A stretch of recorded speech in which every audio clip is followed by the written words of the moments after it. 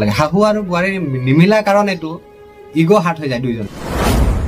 এজন ল'ৰাৰ আটাইতকৈ কষ্টৰ দিন হ'ল সেইটো যিদিনা শাহু বোৱাৰীৰ মাজত কাজিয়া লাগে। যে শাহু বোৱাৰীৰ মাজত কাজিয়া হলে মানে মাজত পিছ খাব লাগে সেই ল'ৰাজন।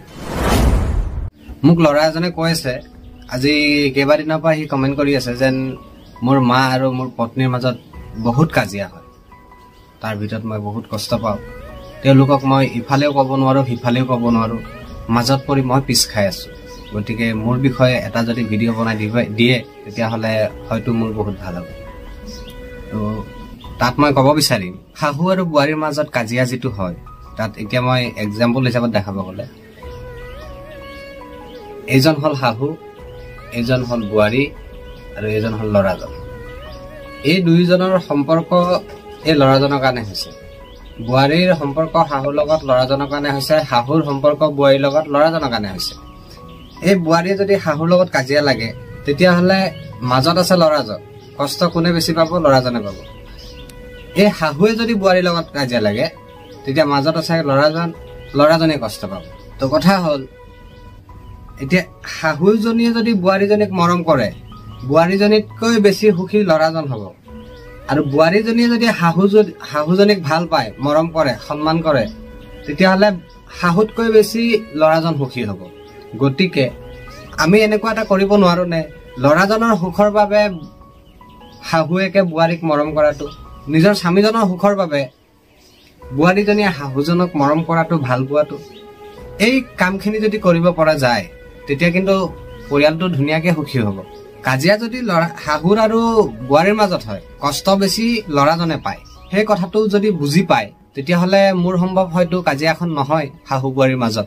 আৰু যদি তাৰ পাছতো কাজিয়া হয় তেতিয়াহ'লে সেইটো কাজিয়া পৰিয়ালটোৰ সুখৰ বাবে নহয়। মানে ধৰক মই পৰিয়ালৰ সুখৰ বাবে কিবা এটা কথা কৈছো, তাই মানা নাই সেইবাবে কাজিয়া হৈছে, তো সেইটো পৰিয়ালৰ সুখৰ বাবে নহয়, সেইটো হ'ল নিজৰ স্বাৰ্থৰ সুখৰ বাবে। নিজৰ মতে কিবা এটা কাম হোৱা নাই, ইগোত লাগিছে, সেইবাবে কাজিয়াখন সৃষ্টি হৈছে। আৰু যদি ল'ৰাজনৰ সুখৰ ফালে চাই শাহুৱে বোৱাৰীক মৰম কৰে তেতিয়াও কাজিয়া নহয়। আৰু যদি বোৱাৰীজনীয়ে নিজৰ স্বামীজনৰ সুখৰ ফালে চাই, স্বামীজনৰ মুখৰ ফালে চাই শাহুজনীক মৰম কৰে, শাহুজনীৰ কথা শুনে, কিমান দিন লাগিব? 5 বছৰ। 5 বছৰ তুমি শাহুৰ কথা মানি চলা, শাহুৰ মতে চলা, 5 বছৰৰ পাছত শাহুৱে গোটেই সংসাৰখন তোমাৰ হাতত দি দিব। 4-5 বছৰ পাছ তুমি শাহুৰ মতে চলা।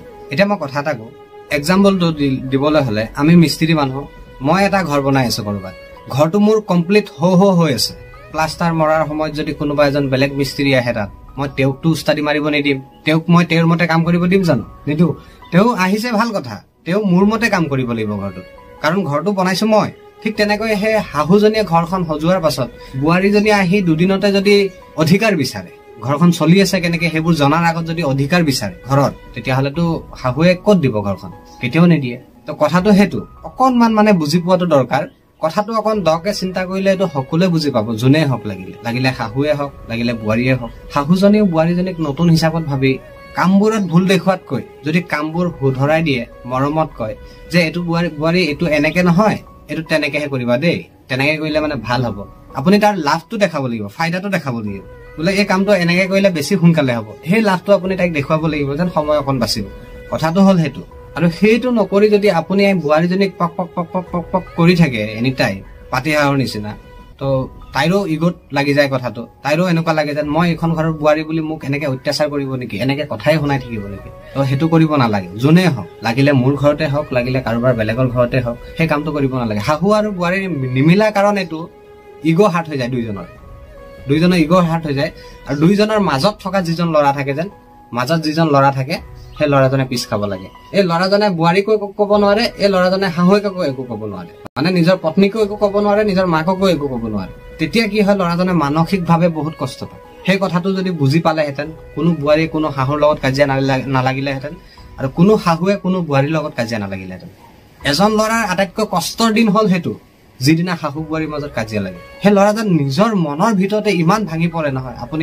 মই ল'ৰা হয় এই কথাটো মই ফিল কৰিব পাৰো, আপুনি যদি ল'ৰা হলহেঁতেন তেতিয়া এই কথাটো বুজি পালেহেঁতেন। আৰু প্ৰত্যেকজন ল'ৰাই এই কথাটো বুজি পায় যে শাহু বোৱাৰীৰ মাজত কাজিয়া হলে মানে মাজত পিছ খাব লাগে সেই ল'ৰাজন।